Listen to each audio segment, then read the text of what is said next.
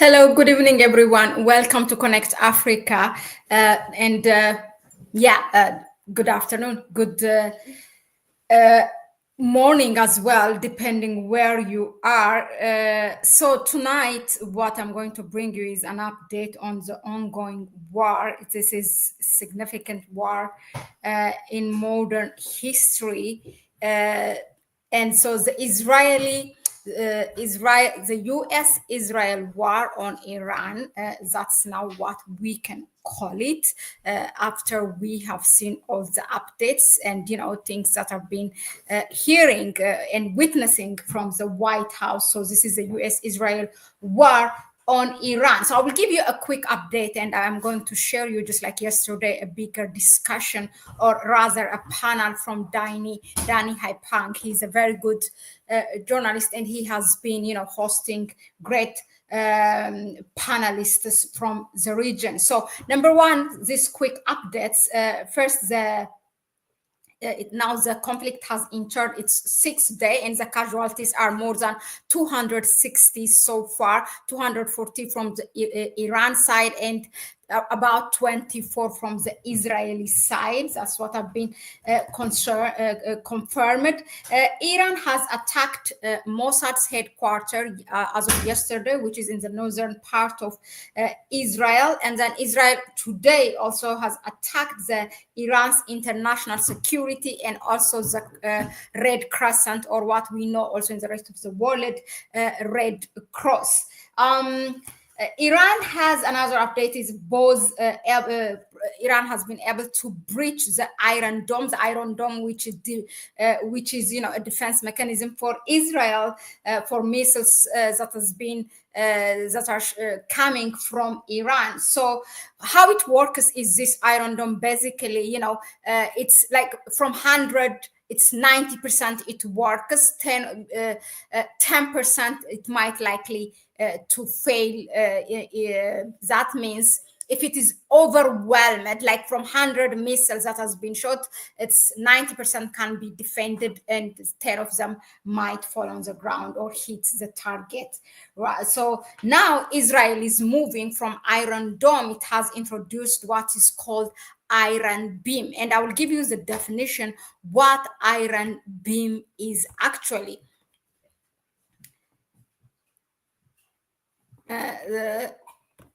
So Iron Beam is a 100 kilowatt class high energy laser weapon system that will detonate the propellant or high explosive warhead on a rocket. So in theory, it will have unlimited number of shots rather than 20 missiles per battery like Iron Dome. So Israelis, they said they are moving now to Iron Beam. The next update is Donald Trump actually has left the G7 meeting that was going on in Canada to go back to the Situation Room back in White House, and he gave some interesting, very short interview, where he said that Iranians have actually knocked the door and they have contacted him, for negotiation, in which from the Iran side, Iranian government said they have, or even the supreme leader himself said they haven't done that, and this is a complete lie from Donald Trump. Another interesting thing in the interview, what Donald Trump said is that nobody knows what I am going to do in court. That's what he said. So when the journalists asked him, and I'm going to play that video shortly. Now, Netanyahu yesterday, Benjamin Netanyahu, the longest serving prime minister of Israel, said that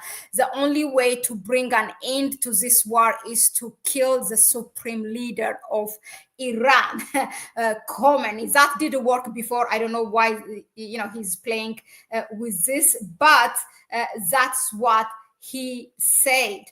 Khomeini on his side from Iran said that they will not know negotiation and they will not compromise with Israel. Now, this is a very costly war for Israel and so far in the 6 days alone, it costed $66 billion so far with all, Iron Dome is very expensive and all other things that has been used. So $66 billion.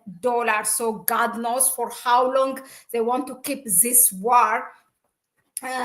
Another development is that with what what's happening, with what capacities the US is going to involve in this. In fact, some analysts from Iran say that it's very much easy for Iran to deal with the United States than Iran. In fact, according to analysts from Iran, what they are saying is that given the history of US invading countries in the Middle East, they have been preparing for US, not for Iran. And US has a number of military bases in the Gulf, in the Persian Gulf there. There are countries also hosting them, just like in Africa, countries hosting the AFRICOM, the US military. So for Iran, it will be in a short distance. They don't have to shoot long missiles like what they are doing to Israel. And it's for them cost-wise and everything, it's strategically, it's easy for them. So some are saying actually Iran is waiting for the US to enter to this war. Well, this is going to turn really ugly. Now, Trump also has told for Iranians to evacuate. That was yesterday from people in Tehran. Iran is a very big country. If you have, by any chance have seen the map, and it's very mountainous as well. And Tehran alone, which is the capital city, 10 million people lives. And if you include the suburbs, it's between 15 to 17 million people. So I don't know where Trump is telling them to go, but you see that people, very crowded Tehran is right now, and people with all their luggage, and very crowded as well, the traffic. And there's no bomb shelter like Israel, okay? Now, we will go to this discussion that that I have told you in the beginning, where Dan Hepang is hosting, including the very known professor Mohammed Ramandi from Iran. Maybe some of you may have come across to his interview. He has been giving interviews on hourly basis. Daily, if not hourly, really, on so many platforms. Let me just first, okay, I'm gonna play this clip. Nuclear component, the Iranian nuclear component. And what time exactly, sir? Sir, would you strike it? Would you please inform us so we can be there and watch? You don't know that I'm going to even do it. You don't know. I may do it. I may not do it. Nobody knows what I'm going to do. I can tell you this, that Iran's got a lot of trouble and they want to negotiate. And I said, why didn't you negotiate with me before? All this death and destruction. Why didn't you negotiate? I said to the people, why didn't you negotiate with me 2 weeks ago? You could have done fine. You would have had a country. Have the Iranians reached out to you? Yes. And what did you say?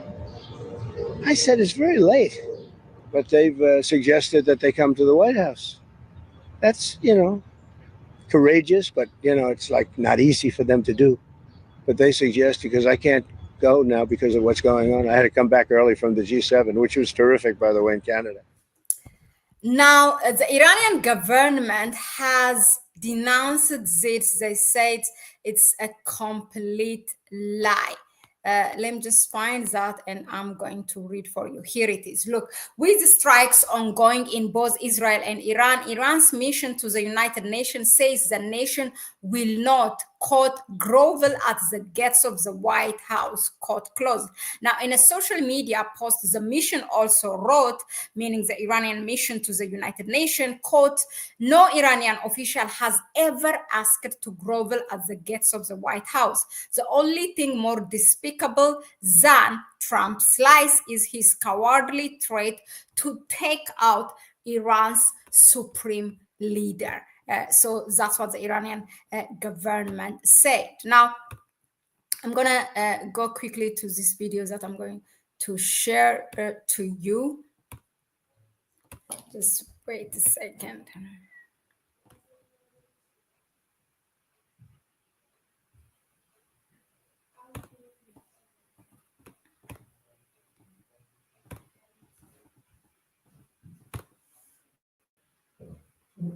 Tel Aviv, as we speak, is under heavy Iranian missile fire, with Tel Aviv taking a beating worse than anything Israel has experienced in its brief colonial existence.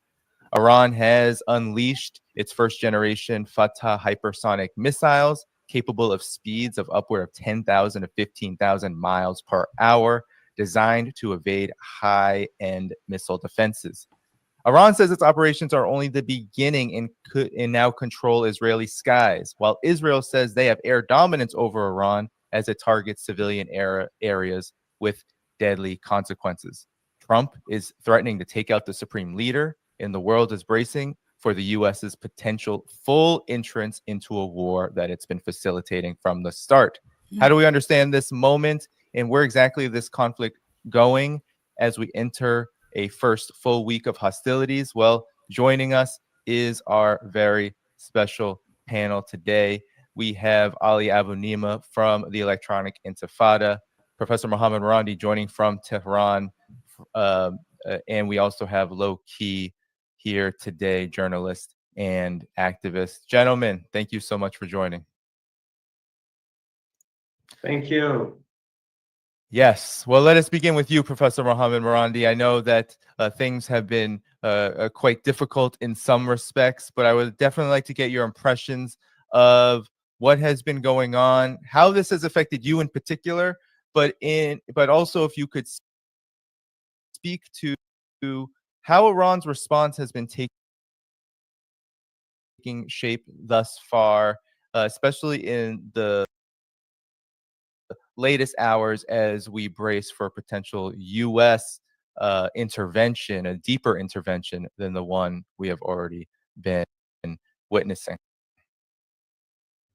Well, as you may have heard a few hours ago, the Israeli regime struck the Red Crescent building in Tehran, which again shows that that they have absolutely no red lines.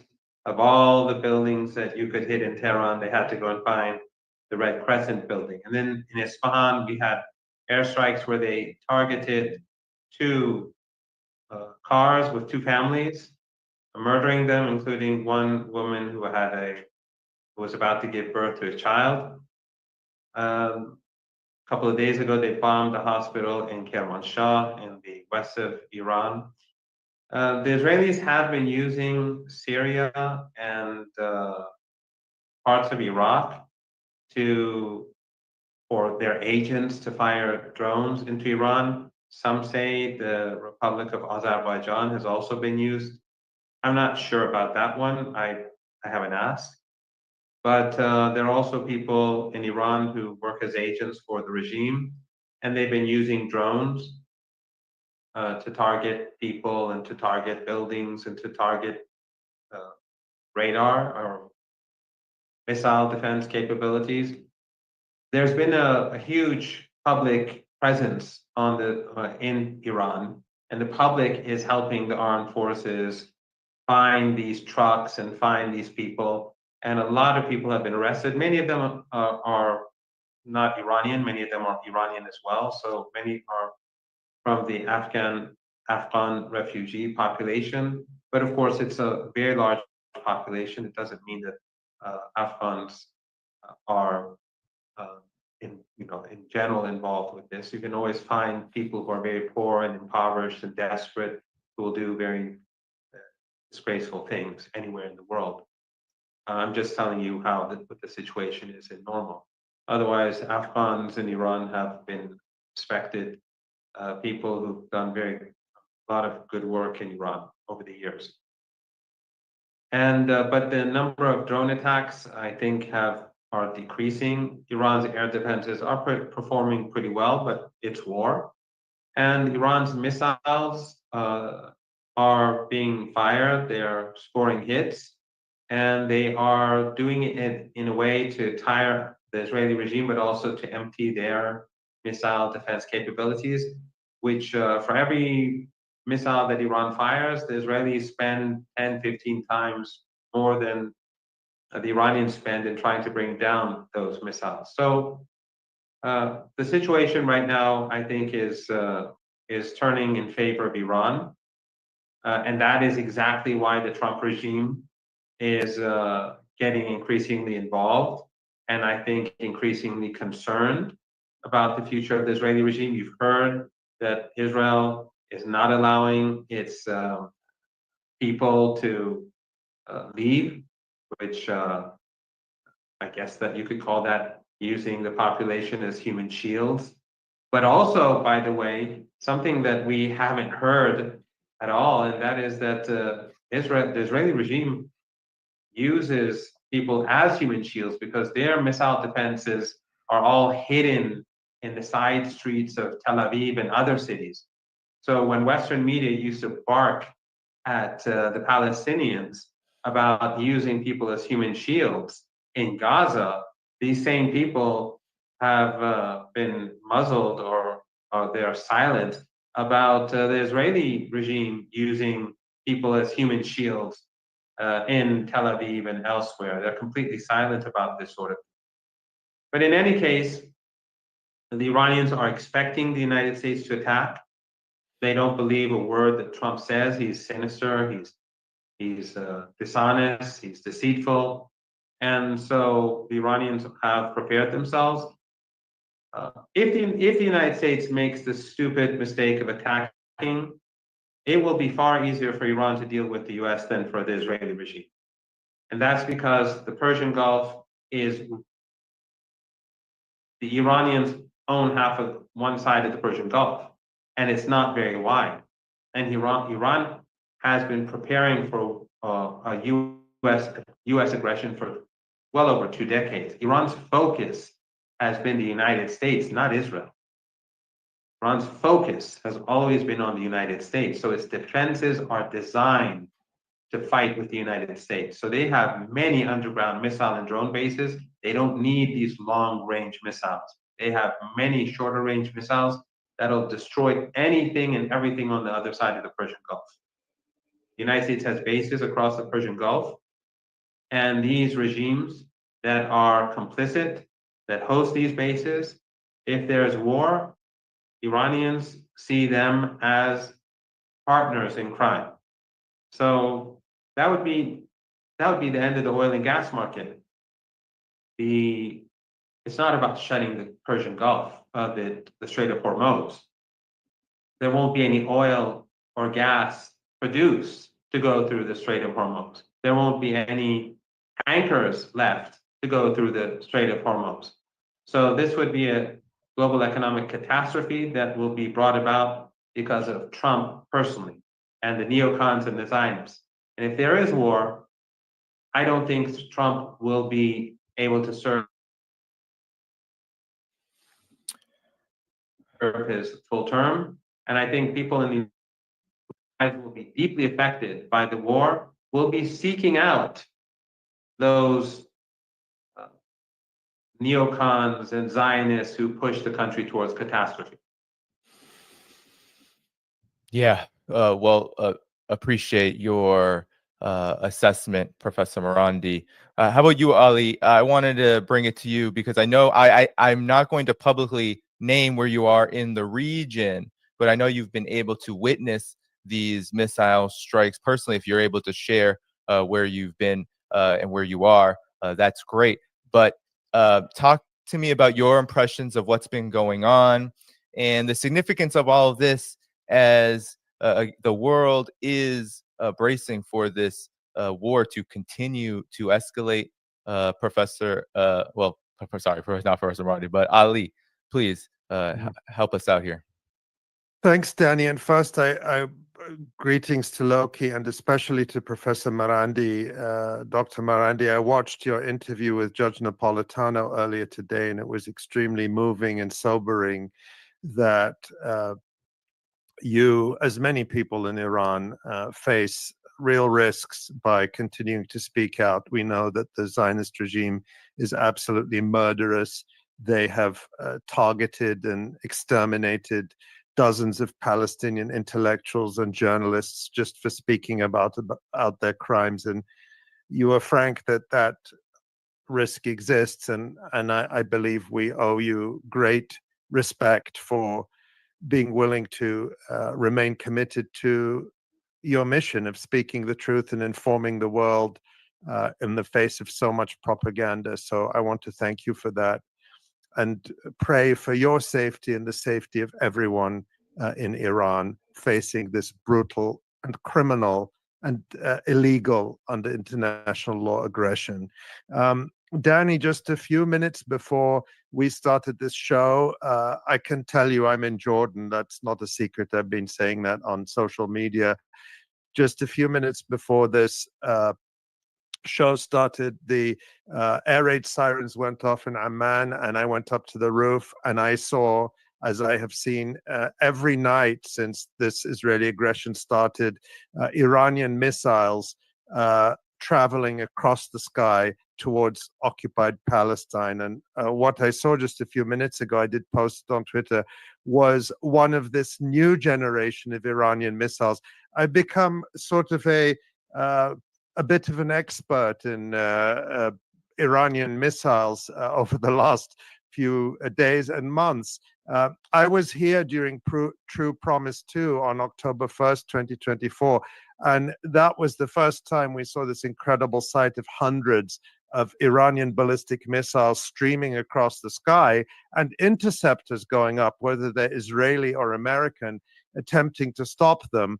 And we did see the same types of missiles, these missiles that seem to appear further to the east. In other words, they're entering the atmosphere at a lower angle, and you see the Israeli interceptors go up from the west to meet them.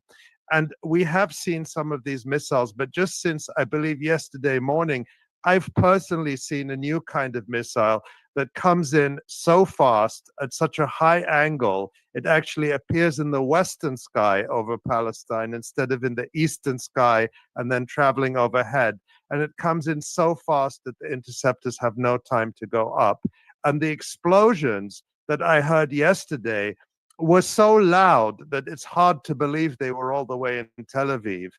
It felt like they were much closer. You actually felt the ground shake here in Jordan. So that's just to give you a sense of what I'm seeing. Now, in terms of the developments, Danny, yesterday we had Donald Trump making these unhinged threats, demanding unconditional surrender, making these thuggish, gangsterish threats against the Iranian leader, Ayatollah Ali Khamenei, that even the cheapest, most thuggish gangster would be ashamed to make. And it seemed certain that the U.S., that he was rushing back from the G7 in Calgary. It seemed to order the B-52s into the air to support this Israeli-American war of aggression with direct American bombing. Of course, Israel could do none of this without U.S. logistical and military and political support, but to actually send in the bombers. And today, just a couple of hours ago, we saw Donald Trump giving this kind of incoherent statement before the cameras saying, I don't know what I'll do. Nobody knows what I'll do. And I think what happened is he came back to Washington. They got him in the Situation Room. They sat him down and said, Mr. President, if you order us to start bombing Iran, we will do that. But here is all the things that will happen. And I think that that he had spent yesterday being inflated with this warlike zeal by Netanyahu, by the Zionist neocons around him, by the likes of Mike Huckabee, who basically told him that he's chosen by God. And then the U.S. Pentagon officials and the other people in the Situation Room basically deflated that balloon. And what we have just in the past couple of hours, we had Al Jazeera reporting a short time ago. They said that a U.S. official told Al Jazeera that nobody in the U.S. administration knows what Donald Trump is going to do. They're dealing with a mad king. That doesn't mean he's not going to do it. If I were in Iran, I would assume that the United States is going to attack. But we also had an Iranian official telling Al Jazeera that if the United States does enter this war directly, that Hezbollah would be likely to become active on the northern front. So in addition to all the other risks that Dr. Marandi talked about, the potential shutdown of the Persian Gulf, the Gulf regimes, shipping. Already ships are being warned. Reuters reported a short time ago that international shipping is being warned to stay away from the Persian Gulf. And we remember, at least I'm old enough to remember, I know Dr. Marandi is, that in the 1980s during the Iran-Iraq war, when Iran was much weaker politically, it was able to effectively shut down shipping in the Persian Gulf with Exocet missiles, French Exocet missiles, but now Iran has its own technology, which is probably far superior. So there is a historical precedent for that, and I think those who have the historical knowledge and the memory will be aware of it and will be very wary of this. And the final thing I'll say here is we saw a poll come out from YouGov yesterday that every single demographic in the United States, Republicans, Democrats, young, old, across the political spectrum, is staunchly opposed to a direct U.S.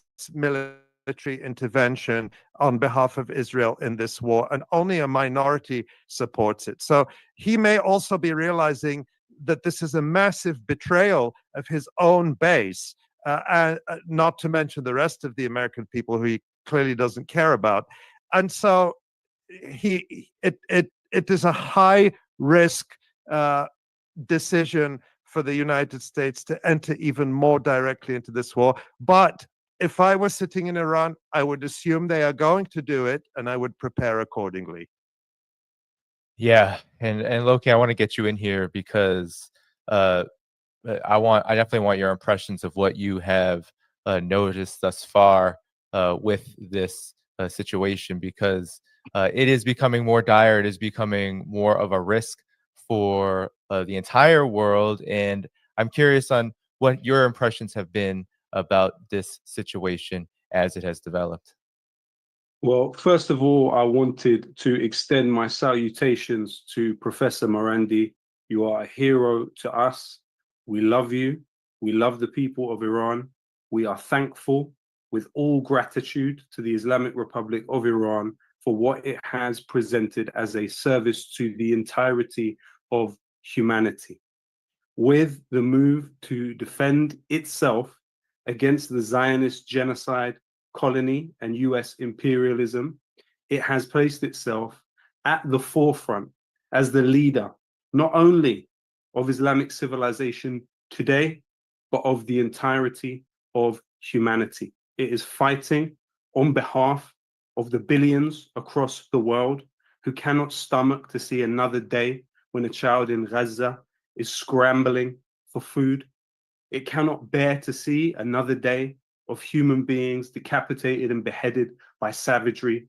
Iran is defending civilization, and it is fighting back against the savage rule of genocidal regime like Israel and the United States, and we will forever be grateful. You see, they misunderstand something basically about Iran. They believe that its connection and its geopolitical role is linked to what they call interests.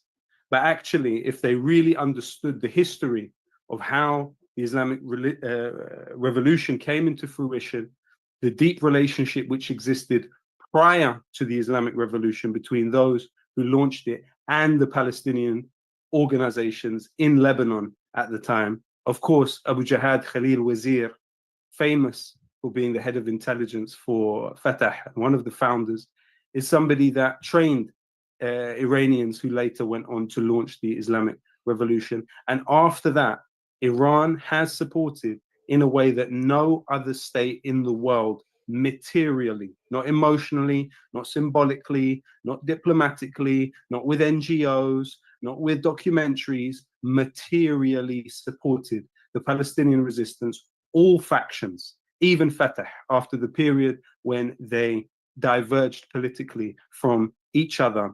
You look at the example of the Carrying A ship, which was caught going into Gaza. Talal al-Naji of the PFLP, who is currently imprisoned in Damascus by the Israeli-sponsored regime, once said that they knew about the Carrying A ship, but they didn't know about the 9 other ships that got into Gaza with arms from Iran for all of the Palestinian resistance factions. And that relationship has gone on throughout all of these decades. That is why Iran is targeted today. That is why Iranians are dying. That's why their children are being killed by Israel, because they have stood with the Palestinians and refused to let go of their hands. And that is an immense contribution to humanity. And also what they don't realize is they're not just dealing with a state, or even if they were to assume they were dealing with a war similar to the ones that they've waged on Gaza, on Lebanon, or on Yemen. No, they're dealing with a civilization thousands of years old, which a state has been built on top of it, which has a basis of resistance and anti-colonialism. There's a big difference when you are dealing with a state that has a long-term strategic comprehensive plan with China, investing billions into Iran. This is a completely different animal that Israel is actually shocked. Its own hubris. I saw the footage yesterday of Itamar Ben-Gvir being confronted by an Israeli saying to him, "Why did you do this? Why did you launch the attack on Iran?" He said, "We did not know. We did not know their missile capability." So this is the all-knowing Israel with its visual intelligence unit 9900 or its telecommunications unit 8200. They couldn't figure out the capability and the willingness to fight on the part of the Iranian people. And I would say there are 2 things happening which are very important. Number one, on the Iranian side, you have many groups and organizations who previously were basically campaigning to get rid of the government in what was an Israel-sponsored and US-sponsored regime change plan. Today, because of Israel's bombing, they are with the government more than they have ever been at any time previously. Now, what's happening on the other side? Mass demoralization of the Israeli society. You have to understand the basis of the Zionist genocide of Palestine has been an inequality of arms. An inequality of arms. In order for Israel to exist the way it does with this social imbalance, it had to be massively over-advantaged in terms of the monopoly on violence against Palestinians. And it's always sought to fight on that basis. And therefore, its population has grown used to that equation. It has grown used to, really, if they do military service, bullying some 80-year-old grandmas at checkpoints, or operating drones and never getting near to the people they fight. When they have to kill people in Nablus, Arin al-Asud, when they killed some of these young men in Nablus, they literally just sent machine drones into the room with the individual where the drone killed the person. This is the type of military experience that they have. They have never been in a situation. 4 generations of my family have had this view of Zionism and fighting Zionism as A, an important thing for them to do, but B, an almost invincible enemy. They could never have conceived of the visions that we have seen, of the scenes that we have seen over these last few days. And the Israelis themselves could not conceive of them. And so now we have a situation where if you are an Israeli today, you are very, very likely thinking of a second location to move to because you have the option. If you are an Iranian today, you are closer to your government and have more pride in your belonging than you have ever had before. Those are 2 contradictory motions which are pushing. Why is it that the Israeli government has to tell its citizens that they cannot leave the country? Because they fear the Algeria equation. They fear that because these people have other places to go, they will go there when this situation becomes as it is. Why is it that you have Israelis fleeing from by sea to try and get out, because their sense of belonging, their sense of safety is shaken, and their tolerance for a situation like this is extremely low, because they've become used to a certain way of interacting with the rest of the world and with the region. And it is important to emphasize here that there are billions of people across the world who have been begging for some form of humanitarian intervention to stop what is happening in Gaza, for somebody to push back, for somebody to fight back, and Iran did. That is a position which will echo through the centuries of time. It is not just that Iran has supported all of the resistance factions in a very modest way. And I don't mean modest in terms of number. I mean modest in terms of attitude. It was not something Iran boasted about. It was not something Iran expected thanks for, or gratitude for, or anything in return. But today, Iran has established clarity across the world. When all of your rulers were cowards, when all of your rulers were collaborators, when all of your rulers were traitors, Iran wasn't. Now, that is a position which will echo throughout time, and people will feel those reverberations. The courage is contagious. And when people have seen this, they want to stand up to themselves. So this has been an incredible time to be alive, actually. And all of our hopes and prayers are with the Iranian people. May God keep them safe. May God protect them from all of the schemes of the enemies of humanity. And we really extend our, honestly, Professor Marandi has done such a great job at facing down some of the most extreme ghouls of Israel's propaganda war, from Piers Morgan to others. I was personally disgusted by the way he treated you several days ago, and so it's great to see you here in a more friendly environment, for sure. Yeah, well, Professor Miranda, I definitely want to get you back in here. The scenes that Low-Key has just laid out, I mean, I could even add to them. We see Israelis sleeping in the metro stations. We have heard from Israeli officials themselves about the extensive damage of Iran's missile attacks, 14,000 plus sites hit.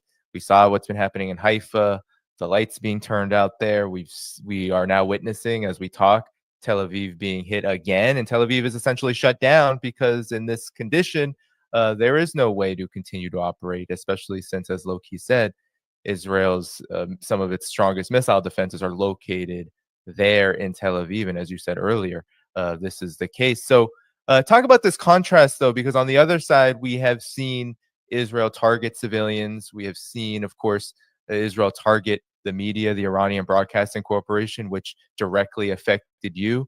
So talk about that experience,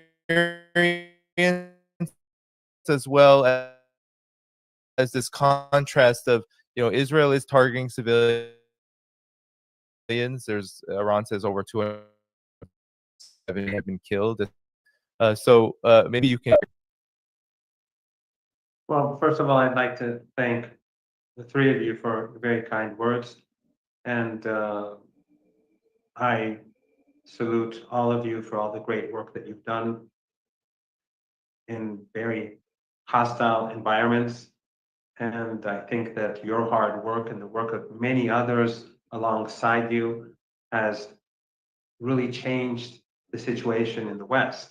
And now you see young Americans, young Europeans, young British citizens waking up and being increasingly active.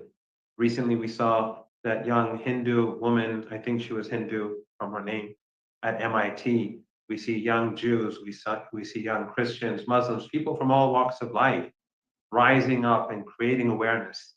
And it is really a great time to be alive and to be able to witness this this wave of humanity turning the tide against the tyrants of our era.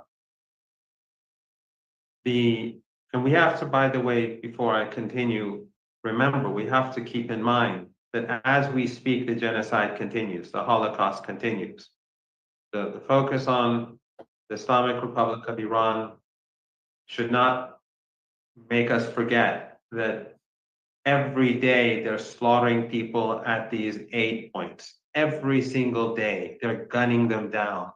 Now they're using tanks to destroy people. I tweet some of these. Our friends across the world are tweeting these or putting them on social media because Western media won't show them. Western media is hiding the facts. It's happening day and night. They're in support of this. Western governments support this. Otherwise, they'd be talking about it. It's the most outrageous thing possible. And there's footage of it coming out every single day, but nothing. That shows how compromised these people are, how compromised these journalists are from the legacy media. We should always keep in mind that this is all about Palestine and the Palestinian people and their dignity and their honor.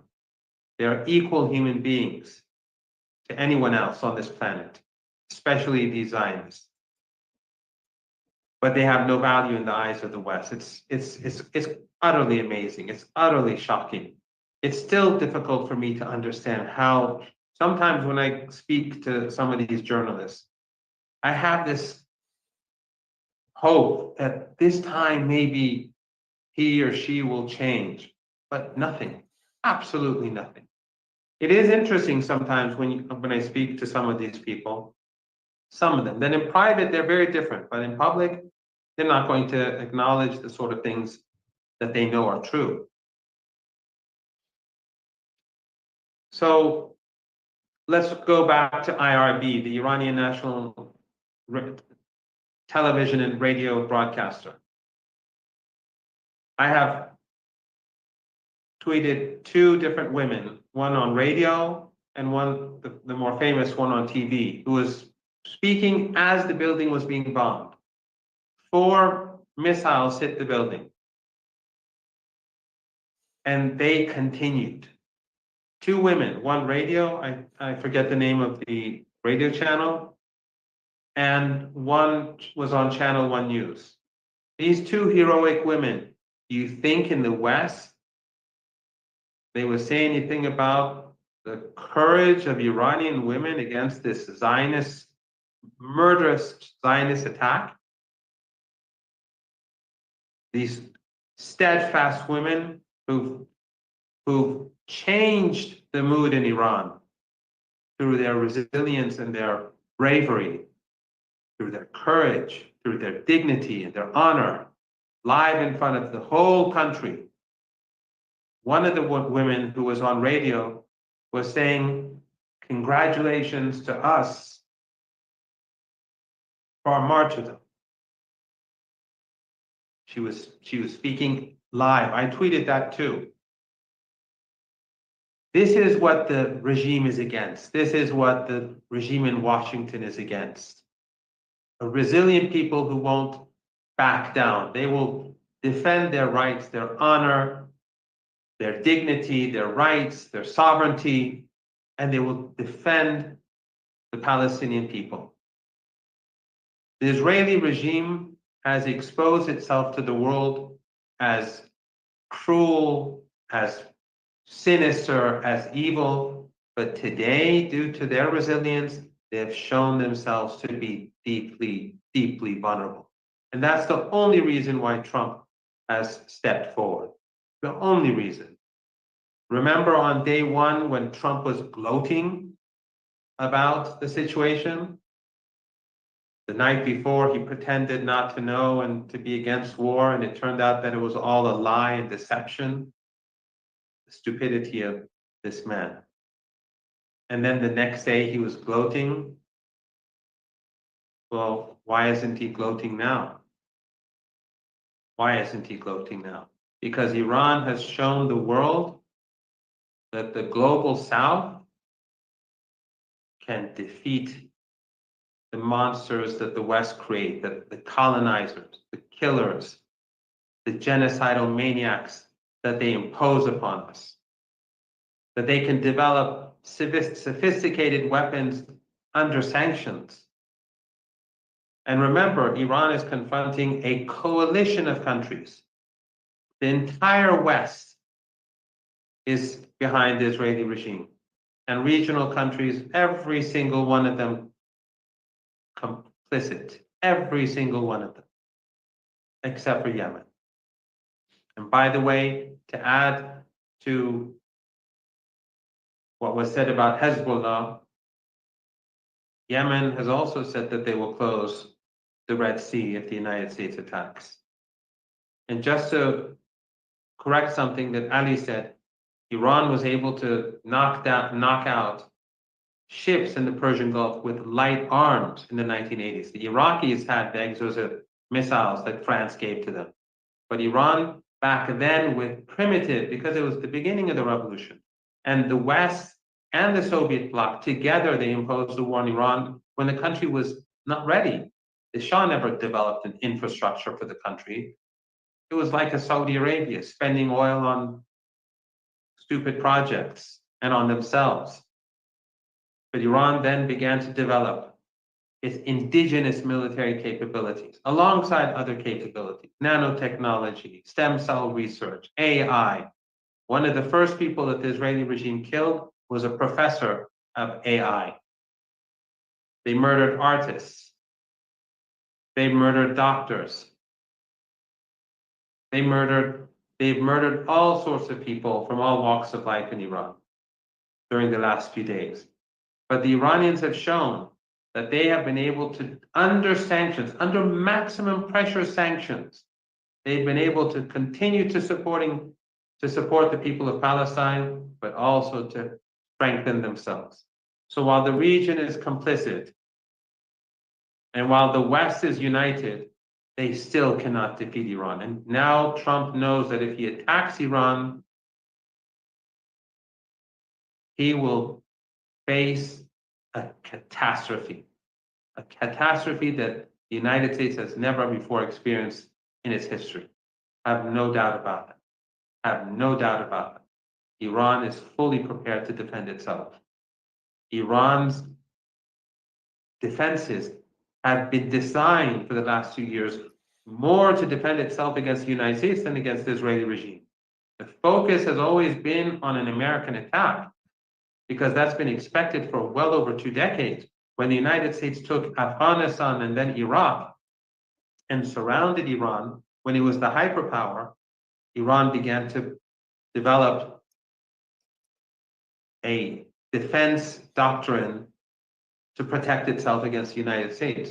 So Iran's defense positions alongside the Persian Gulf and deep inside the country with short range and medium range missiles, which will reach their targets on the other side of the Persian Gulf much more swiftly, much less expensive, many more bases, drones and missiles. The damage that Iran can do to the United States and its proxies in the region will be immediate and very destructive and very easy for the Iranians. So while the Iranians have been able to punish the Israeli regime, and remember, it was a surprise attack. And this is another interesting thing. Look how Western media works. For over 20 months, they've been carrying out a Holocaust.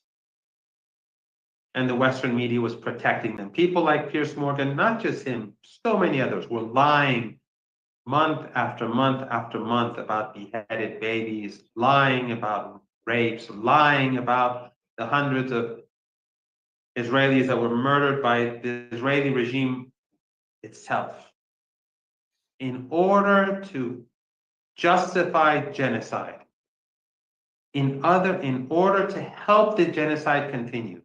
Western leaders, elites, the media, they were helping the regime. And then gradually, even though the United States, the people in the United States are the most propagandized people in the world, and the Europeans not so much behind them, not far behind them, people began to wake up. And the Israeli regime grew more and more crazy, as we're seeing now, them murdering people every day, trying to get aid, gunning them down. So recently we saw the Western elite, some of them some people in Western media begin to criticize the regime and attack the regime. So what happens? The regime attacks Iran, unprovoked, illegal. And we know Iran is not developing a nuclear weapon. The IAEA has admitted so much. We know that Netanyahu has been lying since 1992 when he claimed Iran was going to develop a nuclear weapon in 3 years. And he's been saying that Iran will develop a weapon in days, or in weeks, or months, or a couple of years ever since then. We know it's a lie. Western media knows it's a lie. But what did they do? They suddenly started to glorify the Israeli regime, saying how sophisticated this onslaught was. They didn't say it's an unprovoked aggression. They wanted to show how sophisticated they are, the threat coming from Iran, looming from Iran, to justify the same thing that they did in Gaza. And also to distract attention away from Gaza. Now they could present again from scratch, present the Israeli regime in a different light. But what did they do? Was it really all that sophisticated? On the first night, in one building that's not very far from my house, it's not actually walking distance, but it's not that far. It's actually somewhat of a walking distance from a studio that I sometimes go to for international interviews. They struck a building to target 1 or 2 senior officers, and they killed everyone. 65 people slaughtered, including over 20 babies. Is that something, or children? Is that something that Western media spoke about? No, they spoke about the sophisticated way in which Mossad and the military intelligence and the military carried out these precise operations. What's so precise? Is it a secret where people live? Senior officials that are on TV? They go to their homes at night. I go to my home at night. Do people in my neighborhood know where I live? Of course they do. And that's one reason why I try to stay away from home these days, because security officers have asked me to get rid of my phone. But I told them that if I get rid of my phone, I can't do interviews anymore. So I try to, for example, right now I'm in Press CD again, doing this interview. It's an evacuated building, but at least, the internet here is a bit better, so it's the only place I can do it. And at least I'm not putting too many people at risk. But in any case, it's no secret where these people live, bombing their homes at night. If the West tries to glamorize, just like they always do, the capabilities of the Israeli regime. Well, let's look at the situation now. Despite this sudden attack and killing senior Iranian officers, it's extraordinary how quickly the Iranians regrouped. They put in new commanders. Within hours, they were able to revive the air defenses and revive and begin the counter-assault. And they're getting better and better. Because now these people are getting to know their new position and their new role that they're playing. And we will not lose. We will definitely defeat the regime. We are determined not to allow aggressors to get their way. The regime will be forced to recognize that this was a catastrophic mistake. And the regime in Washington, if it enters, it will pay the price. I have no doubt that if the United States enters this fight, Trump will either be removed from office or he will have to find a way to step down, because Iran will not relent. There is not a chance in the world that Iran will relent. So I'm optimistic. These are dark days. It's painful to see people killed, just like it's been dark for all of us for the last 20, 21 months now because of Gaza and the genocidal attacks in Lebanon.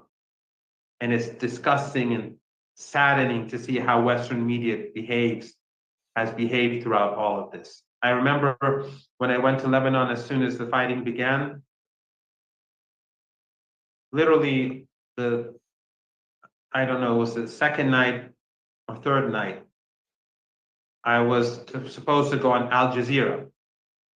And right before me, the Al Jazeera reporter who was brought to Beirut, this woman started bad-mouthing Iran, live, on air, as apartment blocks were being brought down in Beirut. She was saying how evil Iran is and how they violate human rights. What does that have to do with the Israeli attack? And then when I came on air, instead of answering the question, I protested. That's Al Jazeera. Imagine how the rest of them are. The rest of them, they were constantly saying Hezbollah targets, Hezbollah strongholds. Journalists in Beirut, Western journalists in Beirut, for legacy media. Whereas they knew they were lying. Why? Because they had fixers who were Lebanese. They had producers who were Lebanese. They had drivers who were Lebanese. Some of them lived in those neighborhoods. Some of them lived in those cities and towns. They knew that these were just ordinary apartment buildings that the Israelis were bombing. It's called the Dahiya doctrine. In other words, destroy everything, crush everyone. A few days ago, the Israeli defense minister, minister of genocide, said that he will burn Tehran. Before that, it was burning Beirut, burning Gaza. What sort of monsters are these? What sort of monsters are we dealing with? Of course, Iran is not Beirut. Tehran is not Beirut. Tehran is not Gaza. And now we're seeing the power of the Islamic Republic of Iran. Iran did not want to provoke any war. Iran does not want war. Iran does not want people across the world to live in fear of a global economic meltdown. It is the United States and the Israeli regime that have imposed this on the world. They've imposed a genocide in Gaza. They imposed genocidal attacks in Lebanon. They imposed ISIS and Al-Qaeda on Syria. They imposed so many things on this region. They are the ones to blame. And Iran has been very careful to make sure that the world sees who's to blame, especially with the immense power that the Western media has always had, which is crumbling today before our eyes. So I am optimistic. I am optimistic. These are all very painful, as I said, painful to all of us. I remember sometimes listening to Electronic Intifada, and as Ali's colleagues would explain the events of the day, it would make me emotional and listeners emotional. And this was happening every single day, day and night. And the Western media was saying October the 7th. It's extraordinary. They bombed Iranian radio and television. I was sitting here, right here. The guard asked me to leave. Everyone was leaving the building because this building is a part of that broader, that organization. And I yelled at the poor guy. And I said, I have an important interview. And they made me wait. I was supposed to speak earlier. My intervention came much later. They saw me yelling at him. They saw me pleading and yelling. The young guy, he wanted me to be safe. And then he sat right here in front of me. I said, I'm not leaving until you go. And I said, no, I can't. I didn't want to risk his life. So I yelled at him. Ultimately, he said, okay, I'll wait for you downstairs. I said, I'll leave as soon as I finish. And then this Morgan, this pros who was having his nice conversation with these Zionist monsters, comes and attacks Iran and demonizes Iran and makes all sorts of garbage accusations against Iran. Why? Because he wants to demonize the Iranians just like he demonized Gaza, to justify genocide. He did the same in Lebanon to justify the genocidal strikes on Lebanon. And he's not alone. So I waited for him under the threat, not because I'm brave, it's my responsibility. I can't do anything else. And then he starts talking, and I think you know that some of our mutual friends have just visited Iran. George Galloway, Max Blumenthal, among many others. Max stayed in Iran for 2 weeks, traveled on his own throughout the country. People can look at his reports and the reports of others and see, I invited this monster, Pierce Morgan, to come to Iran, and he insulted me. And then he made accusations like I would arrest him or have him arrested and tortured or something. Instead of thanking me, he accuses me, and then he insults the country. Of course, even if he came to Iran, nothing would change because these people don't change. They have an agenda. They get money for this. If he changes, then he loses his job, and that's everything for him. And it's not him. He's just one person. He's a showman with no principles, no morality, no red lines like Netanyahu. They're all the same. But there are many like them. But the young people in the United States and Europe, any other people, these young students, Jews, Christians, Muslims, Hindus, they're turning the tide. And outside of the West, things are very different.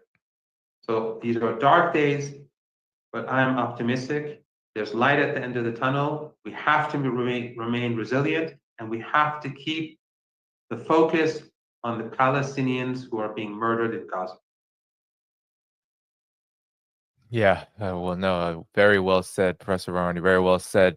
Now, Ali, I'd like to bring you back in here, and we can, of course, circle back around to you, Professor Marani, because I definitely want your answer to this. Over the course of the last few days, we've seen Donald Trump make direct threats toward Ayatollah Ali Khamenei.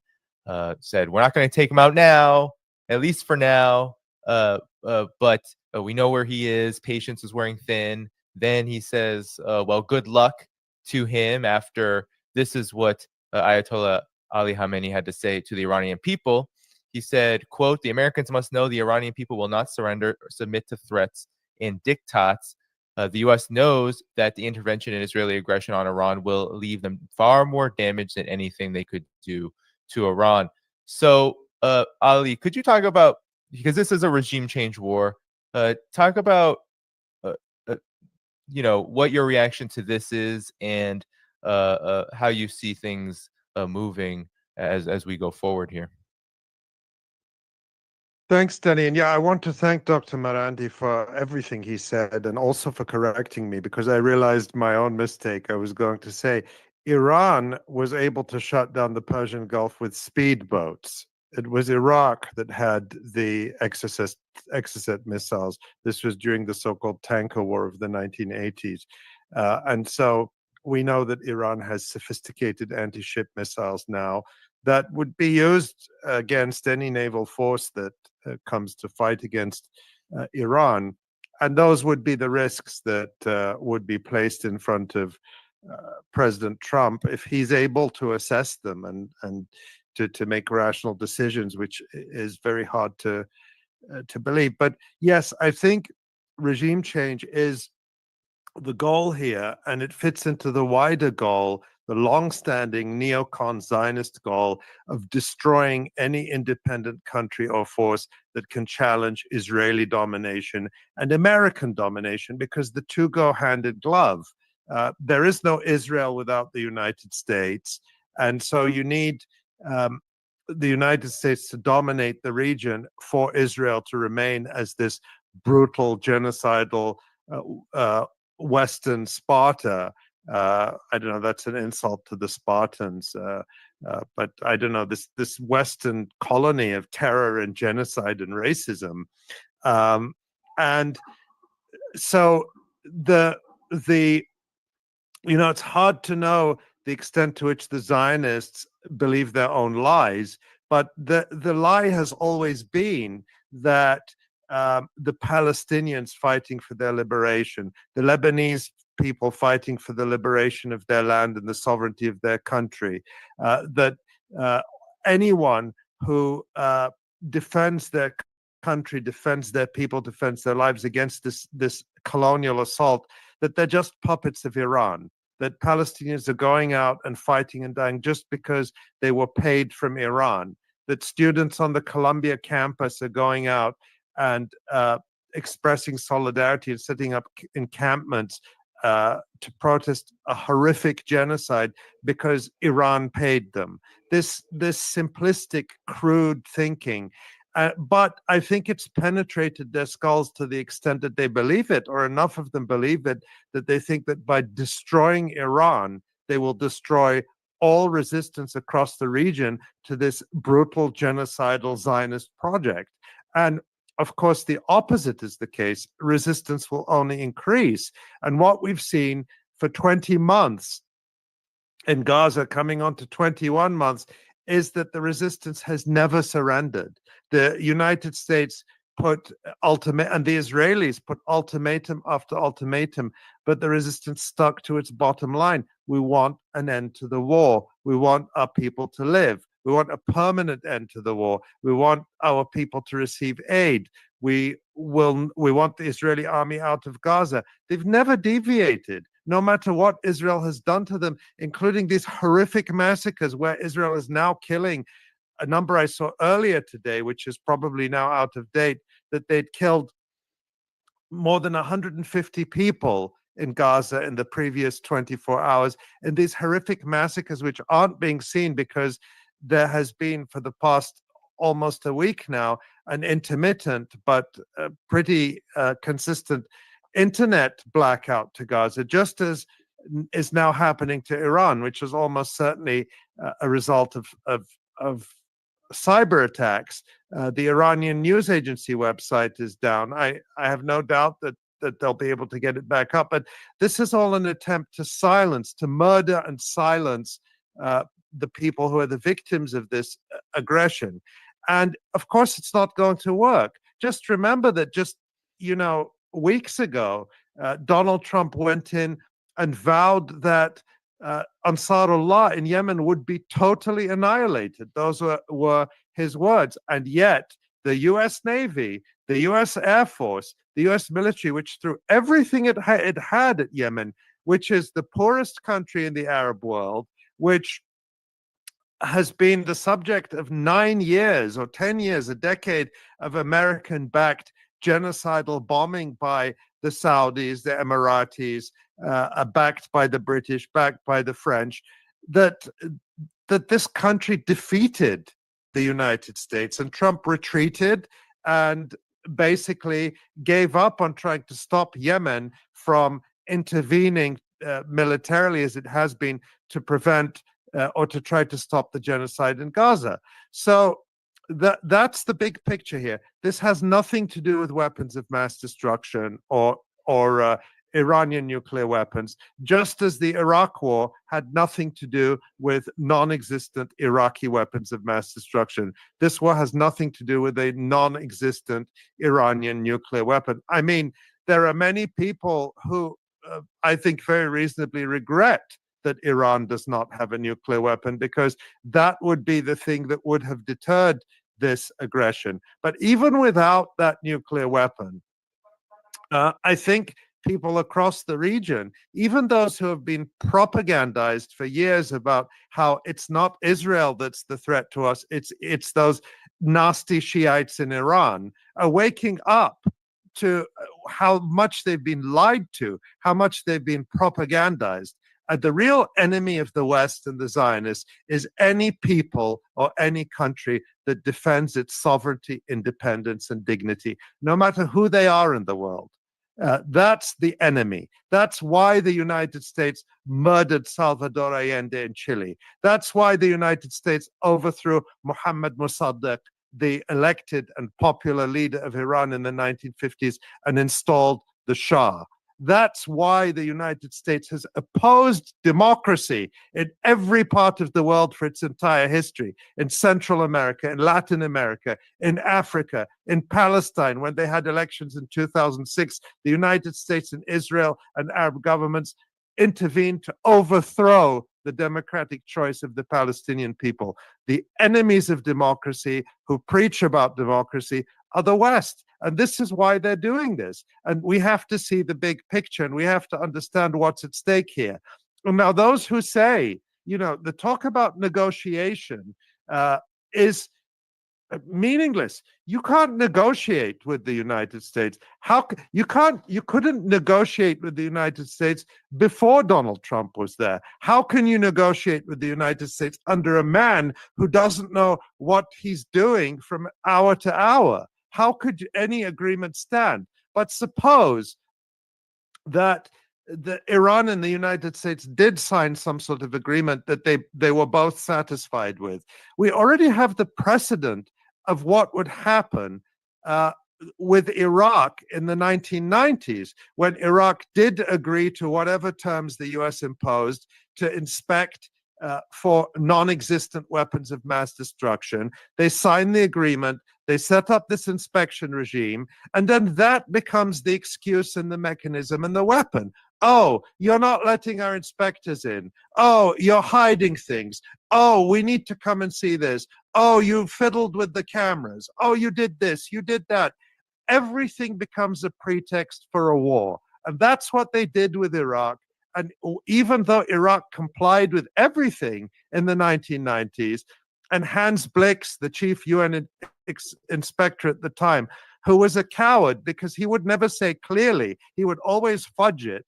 But basically, he would go to the Security Council, report after report after report, and say, there's nothing.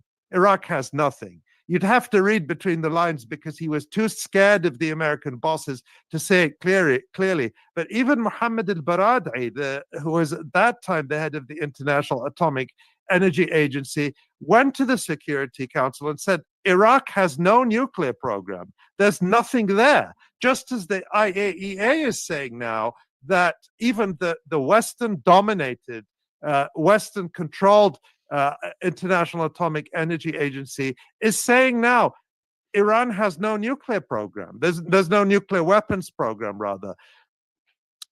Tulsi Gabbard, the director of national intelligence of Donald Trump, said, this came out in the last few days very clearly, it was reported by CNN, that the assessment of the US so-called intelligence community was very clear, that Iran has no nuclear weapon and is not pursuing a nuclear weapon and is not close to possessing a nuclear weapon. But you heard Donald Trump yesterday on the plane back from Calgary, after whoever whispered in his ear, saying, I don't care what Tulsi Gabbard said. I believe they're close to a bomb. So this man is totally susceptible to whatever BS Netanyahu or the other ultra-Zionist neocon fanatics are whispering in his ear, and who are determined to finish off Iran using the pretext of weapons of mass destruction. But it's not about nuclear weapons. It is about whether this region, from Palestine to Iran, I mean, you could draw the region even wider, maybe from the Atlantic, from Morocco to Afghanistan, will be free, sovereign, and independent, in control of its land, its people in control of their destinies and their resources and their futures. That's what it's about. And the United States and the Western Zionist Empire will never permit that if they can find a way to stop it. That's what at stake here, nothing less. Yeah, Loki, please jump right in. I think it's important to point out that part of Donald Trump's sale has been that he is independent, that MAGA is not the neocons. He went to Saudi Arabia and he said clearly the neocons tried to make the region in their image and they failed. He has a base which is isolationist, anti-intervention.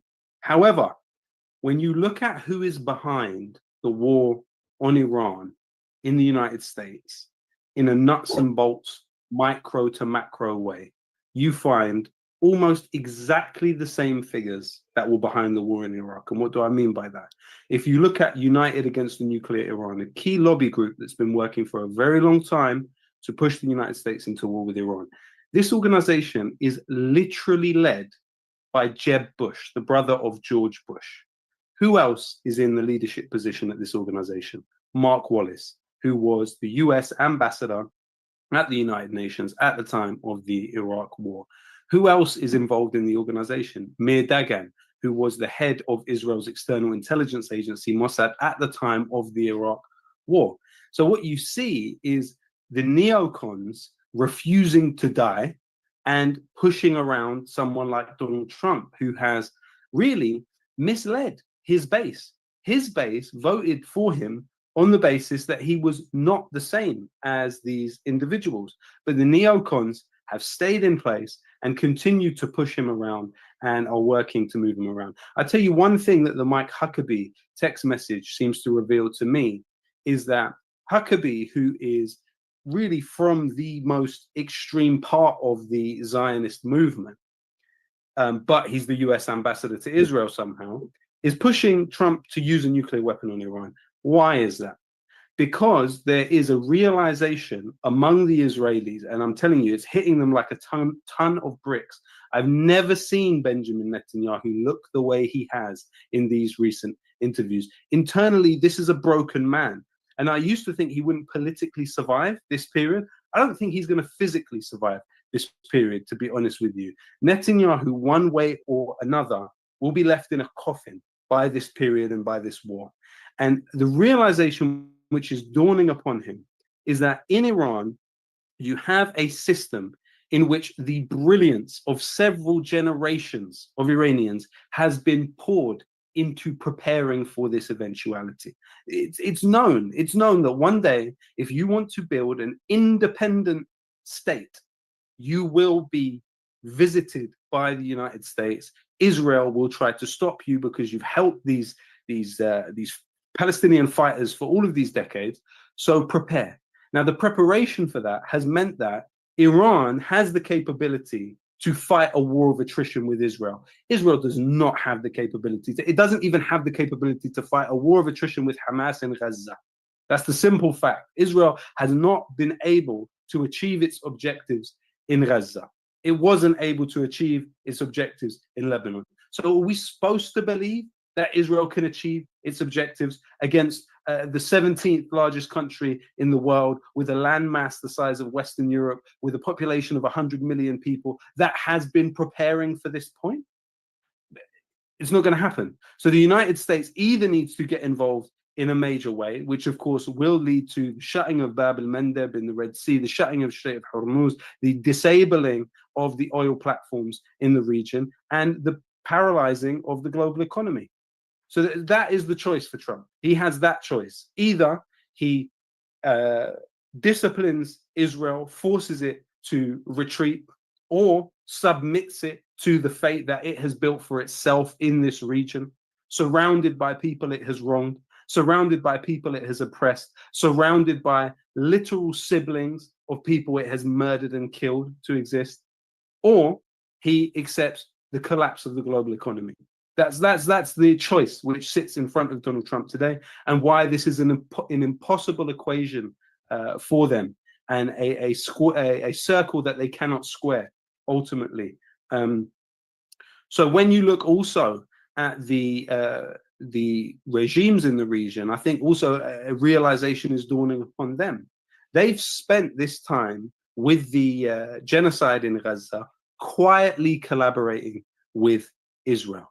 You literally have a company like Third Eye Systems, which has the Ghost Soldier project, which is sent in to aid the Israeli military in its operations inside Gaza. This is an Israeli company that uses an AI program called Ghost Soldier to help work out the correct routes for Israeli soldiers to take.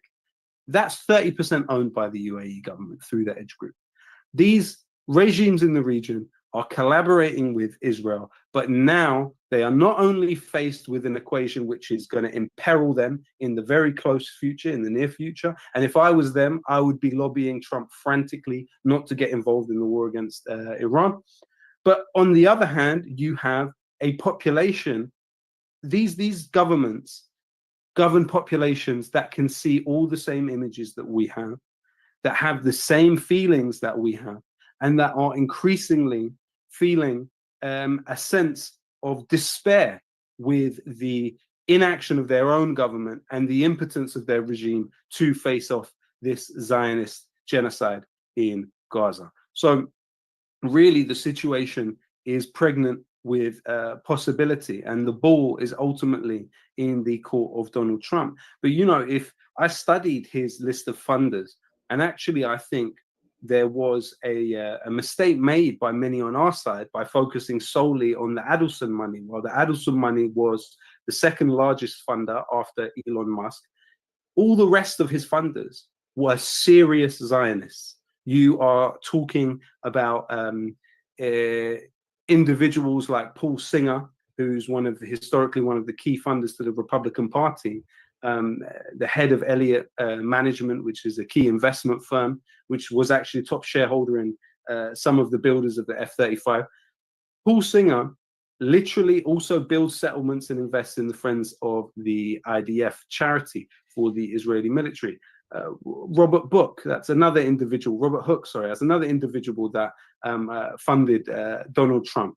Really a plethora of Zionist money, of Zionist funders were involved in this campaign for Trump. And so ultimately it's viewed that they are coming to collect. They view him as indebted to them. And part of his sell to them was, I gave you Jerusalem. I gave you the Golan Heights. I gave you everything on a silver platter. Now, what Trump was meant to do was give them Gaza, give them the West Bank, and give them Iran. And with giving them the West Bank, give them Al-Aqsa as well. Now, he can't even give them Gaza.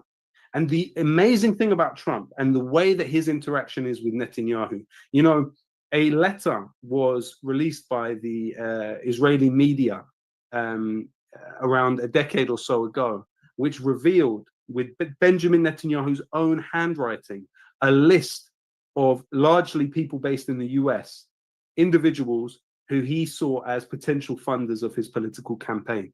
Now, listed on that was Rupert Murdoch, of course, a longtime employer of Piers Morgan, but also Donald Trump was listed on that. So Donald Trump is suspected to have been a funder of Benjamin Netanyahu's first political campaign to become prime minister. Their relationship is deep and long and well established. But the fascinating part of the story now is that you have Netanyahu able to put under Trump's name Zionist objectives. Why is it that you would have them calling this the Trump plan to depopulate Gaza? It's not a Trump plan. Trump didn't think that up. Trump has no emotional investment in it. The Zionists came to him and said, this is our plan. We want you to put your name onto it to give us more legitimacy with what we want to do. And so now, rather than them take the step of trying to use a nuclear weapon, they're trying to push Trump to put his name to the use of a nuclear weapon on Iran, sealing his reputation in history as one of the great killers. And so that's really what they're trying to push him to do right now, the most extreme things possible. And so he's caught between a rock and a hard place. And if, like one of his top funders, you have to remember, Miriam Adelson was his second largest funder. His top largest funder was Elon Musk.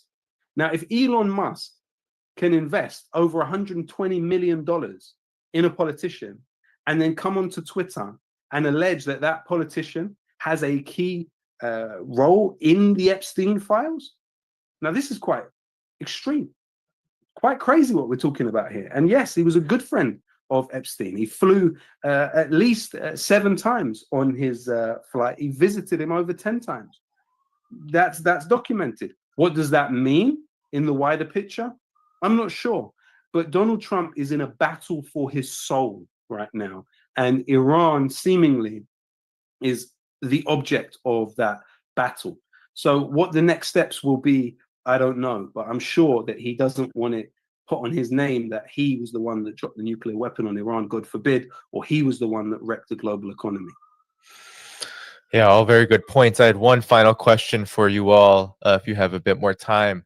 I wanted to ask, first going to Professor Marandi, you know, there's a lot of talk and speculation, of course, with all of these threats coming through against Iran from the United States and, of course, from Israel, that Iran will suffer the same fate as Syria, for example, or how some have interpreted what happened to Hezbollah in Lebanon, the need to come to a ceasefire there after the major genocidal aggression on Lebanon that is still ongoing. And of course, the narrative of Hamas and the Palestinian resistance being decimated by 20 plus months of genocide. What do you say to those right now, given that you are there? This has a deep impact on you. Iranian people are facing difficult times amid these threats. What do you say to those who have this thought or fear? Because I do sense that there's a lot of fear of Iran's potential downfall over the long course of this a war led by the U.S. and Israel. Your thoughts? Well, first, I'd like to say something, and then I'll get to this. I'll be very brief. It's something about the International Atomic Energy Agency that your audience should know, because it will come up, and it has already come up. And that is that, as Ani, I was listening to him, he pointed out, it is Western controlled, it's Western dominated. Like all international institutions that were created after the Second World War, they're all Western controlled. The International Atomic Energy Agency is board of governors, which is a political entity. It's dominated by Western powers. So on the board, if I'm not mistaken, 17 of the 35, they are North American and European. So about half. They're just Europe and the United States. One small segment of humanity. And the vote against Iran was, I think, 20 against Iran, the statement or the declaration that we had a few days ago that was against Iran. It was 20 against 15. So it sounds like the majority of the world is against Iran. But 17 of those countries, Western European and North American, Canada, the United States. The other three, Japan, in the US camp, controlled by the United States.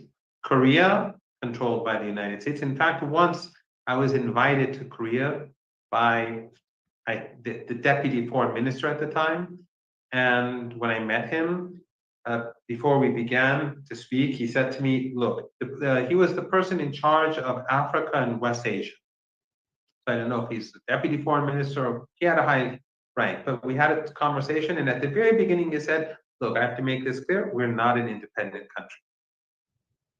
That's how our conversation began. So Japan, Korea, and Argentina, you know, the guy with the chainsaw. So these were the 20 votes. The overwhelming majority of humanity did not vote for this resolution. China, negative. India did not vote for it. Russia, and so on. Brazil. So this is a political body. But other than that, and the head of the organization, if you go back to WikiLeaks, and you can check DeepSeek, I checked DeepSeek and found, and I knew it, but you know, I'm growing old and I start to forget things, so I checked DeepSeek. Amino, who was the previous head of the International Atomic Energy Agency, when he wanted to be a candidate, this has been exposed by WikiLeaks. Thank you, Julian Assange, and we have to thank all those people who worked with him. They showed that Amino was, when he was a candidate to become the head of the organization, he told the Americans, I will be with you on all key issues. I am your man. And that's how he got elected.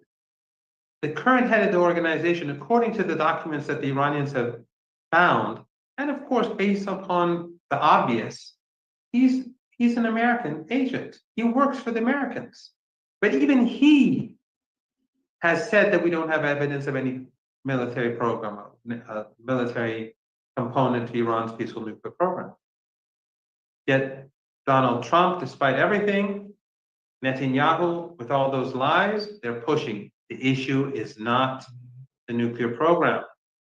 The issue is not human rights. It's not terrorism. It's all about dignity, sovereignty, independence, and support for Palestine. It's being opposed to ethno-supremacism. is being opposed to racism and ethnic cleansing. That's what makes us so evil. And it's not just lip service, as was explained by your Too Much Better. And people, everyone should be following Ali and Electronic Intifada and the people who work there and Loki. People should be following them everywhere, not just on Twitter, but elsewhere. So this is about Palestine.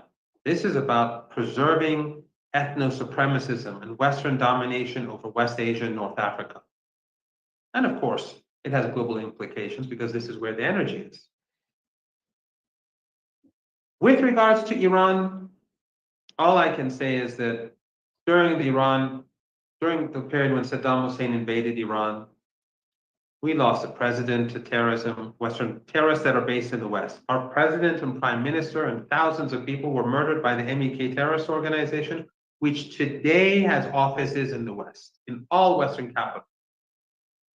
It's like, well, I wanted to say Osama bin Laden's Al-Qaeda having an office in Iran, but now Al-Qaeda and ISIS, they control the country and the sanctions have been removed. Extraordinary, isn't it? That the United States and the West welcomed these people. They removed the sanctions, but they're strangling Cuba.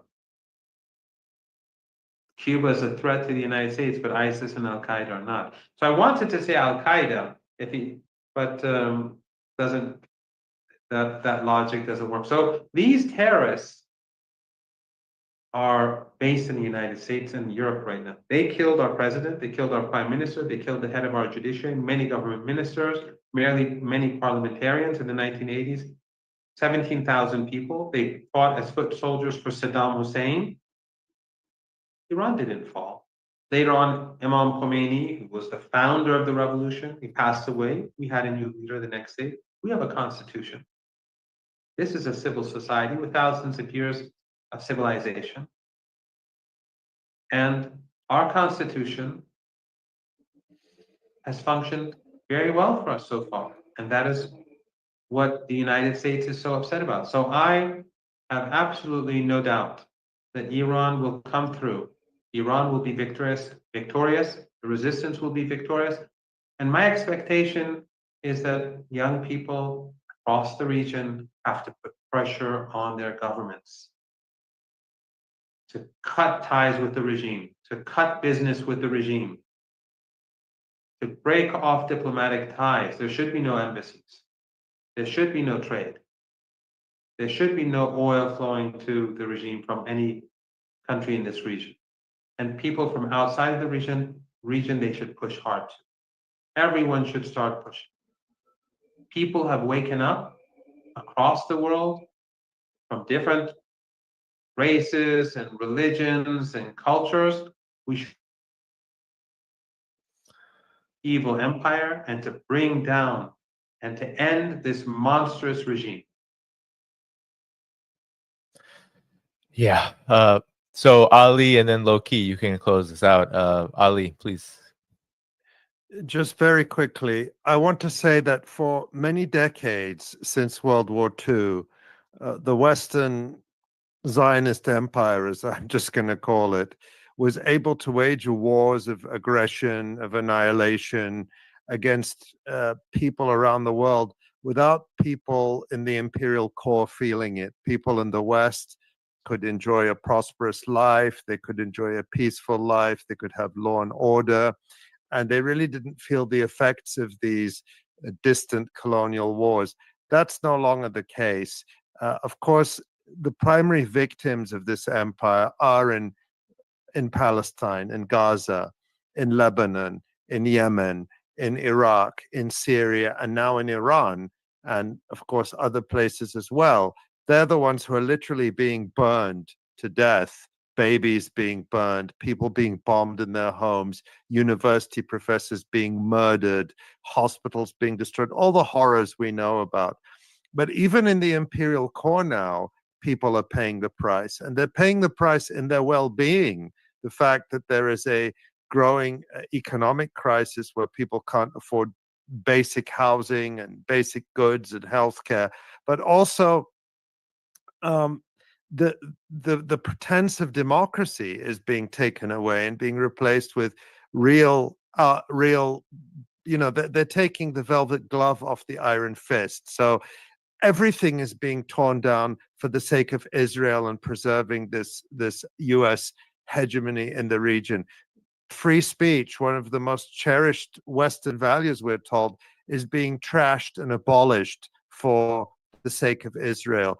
Academic freedom, great universities. The West had great universities, and people from all over the world came to them, from China, from Iran, from Russia. It's acknowledged that they were great universities. They are being destroyed and neutered and turned into basically just government departments, all for the sake of suppressing speech and scholarship about Israel.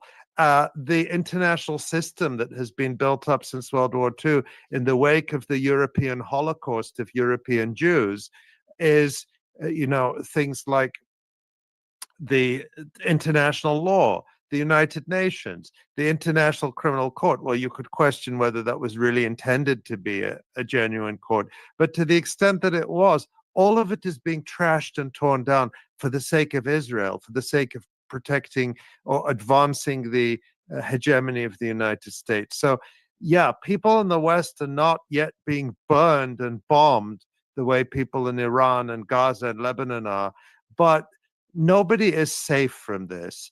The tactics they're using now, if they can just murder people in their homes in Tehran, in Gaza, in Lebanon, there's really no limits to what they can do, and I think people have to wake up to that, and how we can collectively mobilize globally to win back our freedom, win back our sovereignty and independence. I don't have all the answers to that, but I don't think people can just go on blithely consuming and pretending everything is going to be okay. It's not going to be okay unless people are, first of all, aware and willing to show solidarity and support for each other to stop these monsters. They've shown us they will stop at nothing. They could watch 20 months of babies being blown to pieces in Gaza. And what Dr. Marandi said, every time I listen to my colleague Nora Bowers-Friedman on the Electronic Intifada, she starts with a 20-minute news report from Gaza. I start that show in good spirits, ready and prepared. By the time Nora gets to the end of her news briefing, I can barely keep my composure because I don't get used to the scenes of horror that Israel is inflicting in Gaza every day. But our monstrous leaders, the predators who rule us, they're happy with it. They like it. They're sadists. And this is not a world any of us can continue to live in like this. It's got to change. Yeah, low key to you. Absolutely. And the change is something that is happening every single day, and we are all part of it, and we are all pushing back. In this country, it's important to remember that while the government is on one side of the equation, the young people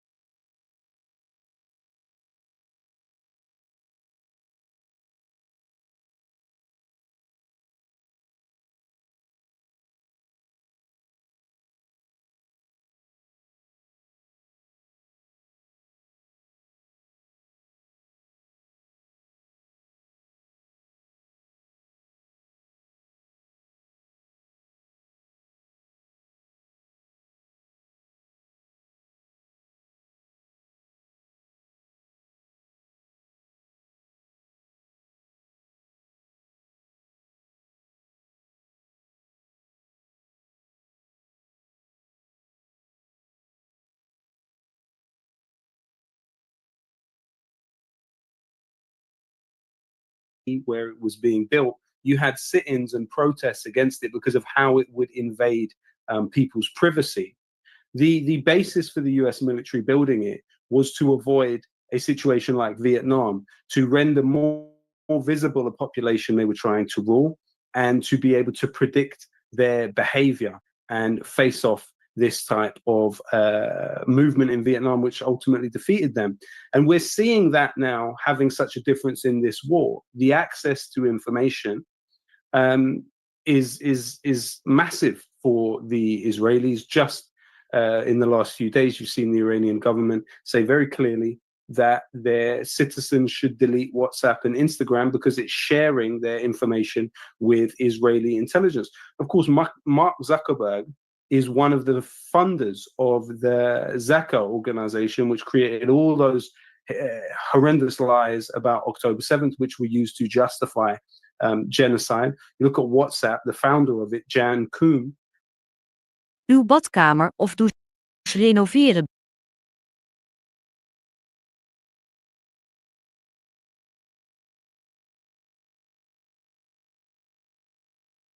A funder of AIPAC, but also a funder of several organizations that build settlements in the West Bank. So the relationship is very close and has always been quite close, but they've been able to get into the homes and the minds and the subconscious of so many of us in different ways. And they are using that information to target people. And it's horrific. From Gaza to Tehran, we've seen that be the case. So on one hand, the development, the technological advancement has given great advantage to Israel, actually, because the house always wins. Ultimately, they own the game, even in a country like Iran, even to some extent in a country like China, they have some access through these apps and through this technology. But then on the other hand, what technology has done is render visible the suffering in a way that just wasn't the case.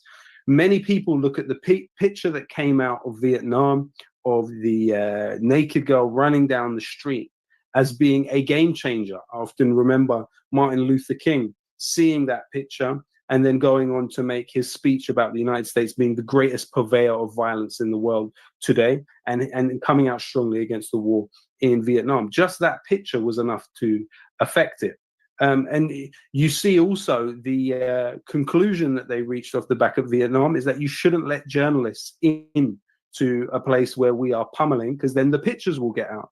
And so hence why you had with the Falklands War, with the Gulf War, the only journalists that could go were embedded with the militaries that were pursuing that war. Whereas now with Gaza and with the phones, this is the contradictory point.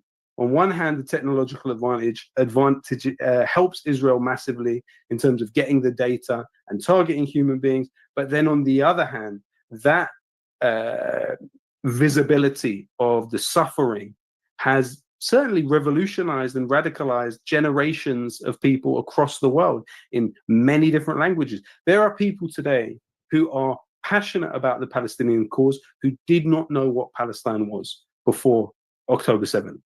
It's simply a fact.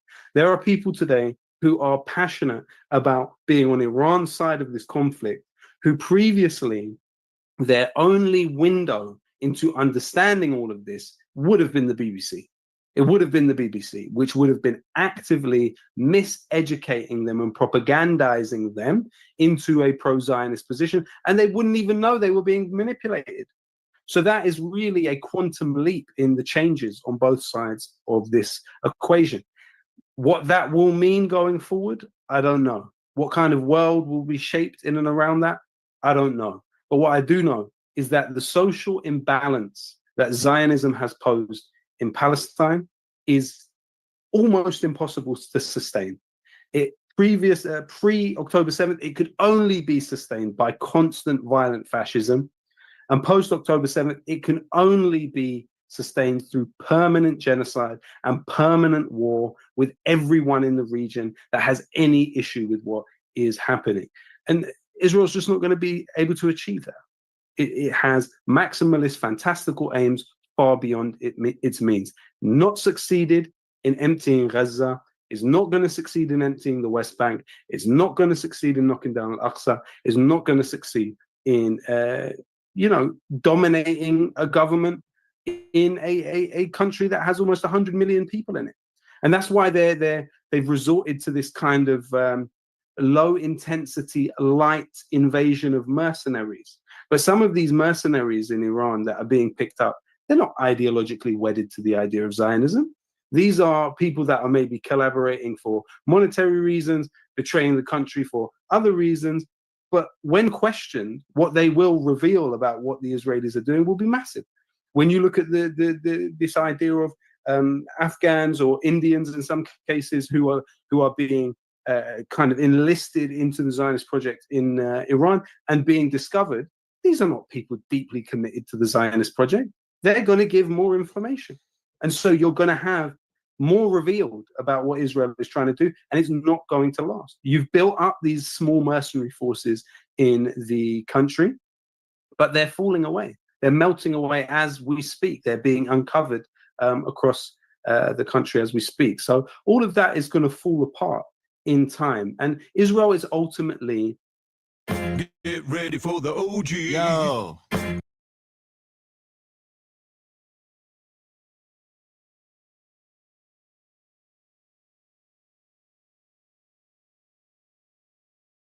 It's a paper tiger.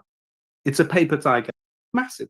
When you look at this idea of Afghans or Indians in some cases who are being kind of enlisted into the Zionist project in Iran and being discovered, these are not people deeply committed to the Zionist project. They're going to give more information. And so you're going to have more revealed about what Israel is trying to do, and it's not going to last. You've built up these small mercenary forces in the country, but they're falling away. They're melting away as we speak. They're being uncovered across the country as we speak. So all of that is going to fall apart in time. And Israel is ultimately a house of cards built on sand. It's a paper tiger. It's a paper tiger. It can bully and kill unarmed people and kill children on an industrial scale. Yes, we get it. We get it. You've been doing this forever, and now you have technology that makes it even more easy for you. And as Ali said, these are sadists. There's no other way. There's no other conclusion you could derive from this. A group of people that take pleasure in killing children en masse and watching it is a sadistic society. It's a sadistic society. There's no other way that you could rationalize what is happening. But it's not going to be sustainable. It's not going to be sustainable. The shadow of Gaza that it casts on Zionism will be fatal. It will be fatal. It will defeat it. And what they didn't understand is that you don't win a war by killing the weakest in the population. You win a war, or a war could be considered one, by the largest amount of humanity agreeing with your point of view. Now, if that is the case, Israel is killing itself. Zionism is committing a long suicide. And,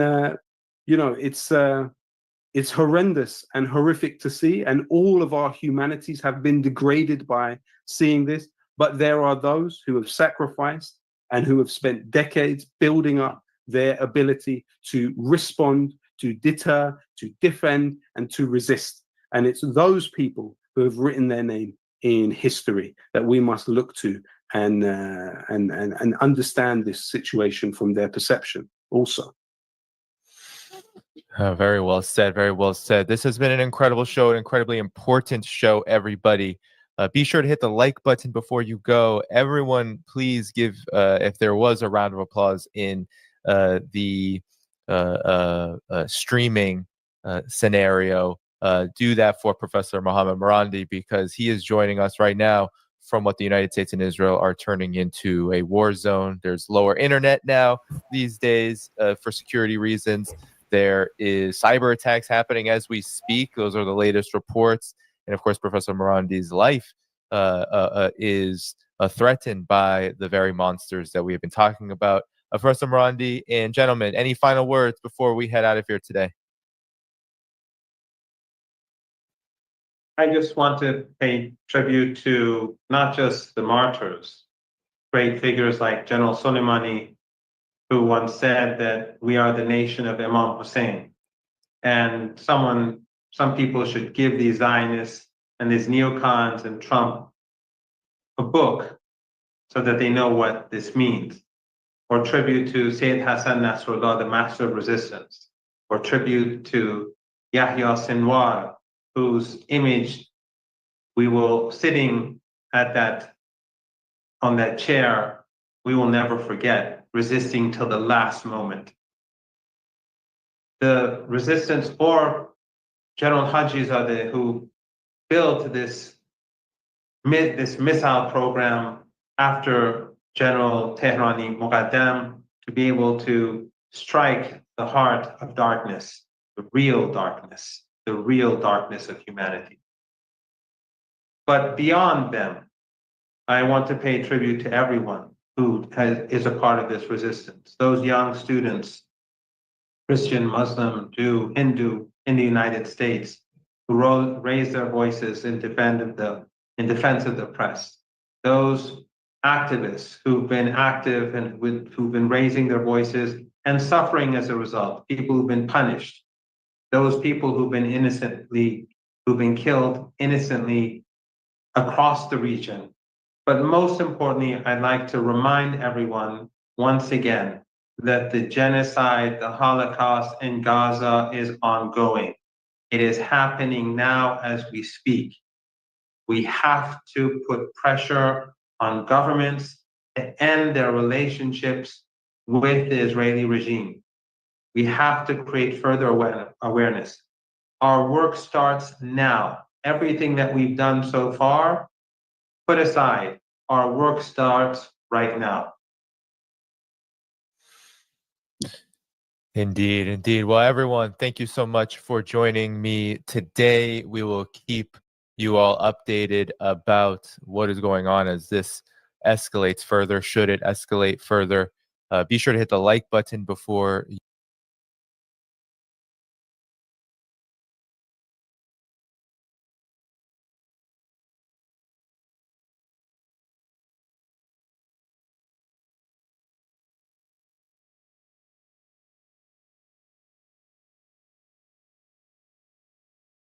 Yeah, so that is really a very, very insightful discussion.